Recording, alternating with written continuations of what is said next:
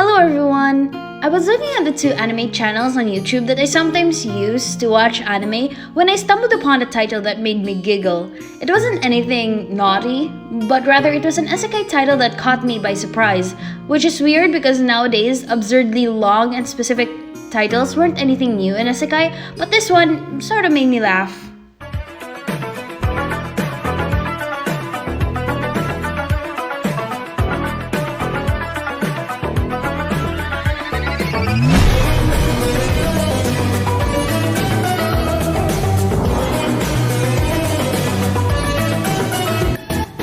I got a cheat skill in another world and became unrivaled in the real world too. Doesn't really stand out. However, the fact that we've gone full circle from traditional isekai to subversive isekai and then this one, where the main character by the looks of it doesn't even bother to get isekai'd, is certainly an interesting anime to watch.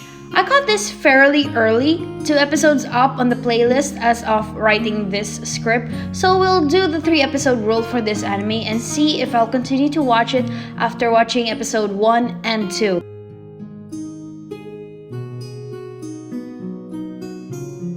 The first few shots we see of the show have the typical narration of an isekai main character. Then we get a glimpse of the actual main character, Daniel Park. I'm kidding, of course, but it is refreshing to see that the main character be someone who realistically would benefit from being isekai'd. Unless, in this one, he has a loving family, which, by what we've heard of the dialogue, isn't likely. I always question the past life of transmigrators, and usually the manga or shows I stumble into are orphans, lonely in life, and or unfulfilled, so that's what I meant by him benefiting from being isekai'd. Let's face it, society, especially Asian cultures, don't look favorably on fat people or people who do not fit the standards of beauty. I can relate to him on that end as a Southeast Asian and or being unable to achieve the beauty standards imposed on us. Later on, I was proven right in my assessment of the beauty standards by showing us a rather depressing and honestly bleak as fuck backstory, as well as discovering how the title of the show works into the story.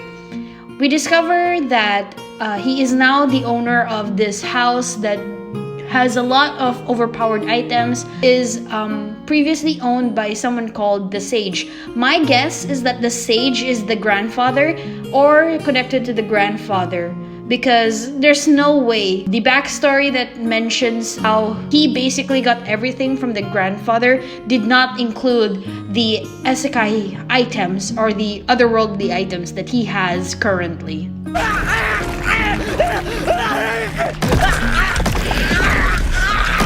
After that transformation, we get to see the aftermath of his path to being an overpowered main character, and despite his timid nature, developed after years of bullying and abuse from everyone in his vicinity, things are starting to look up for him, and we can see how those cheat skills that he got from the other world bleed into his real world.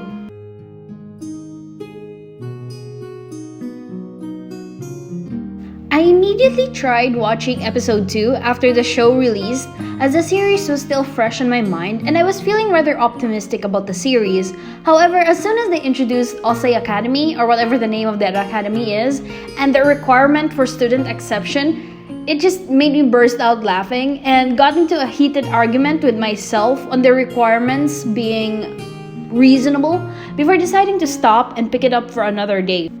Honestly, while I'm not picky with my isekai anime, it's become a sort of mind-numbing genre for me to indulge in. However, this anime specifically does not feel satisfying to me, which is weird because it should appeal to that side of me that just likes this kind of main character. I really think it's the introduction of the school that just ruins it for me. I had to power through the anime, especially the second episode. I had to put it on 1.25 or so to watch through the entire episode after he got into the academy and he had that trial thing.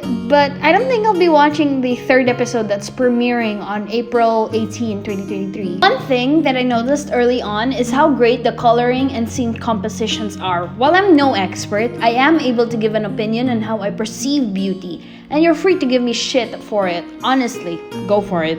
That being said, not everything is top quality, but that's part of the whole budgeting of animated shows. Hell, even Yuri on Ice is a good example of seeing where and when they powered through with the budget and really highlighted the details and the shading and everything into it. And this one as well, I can't get over their lighting and shading. It's just so striking. In conclusion, this is a really decent anime with good visuals and an interesting story concept. However, certain facets of it don't interest me and not enough to reel me in to watch the third episode. Thank you, Kayo, for watching the video. Bye!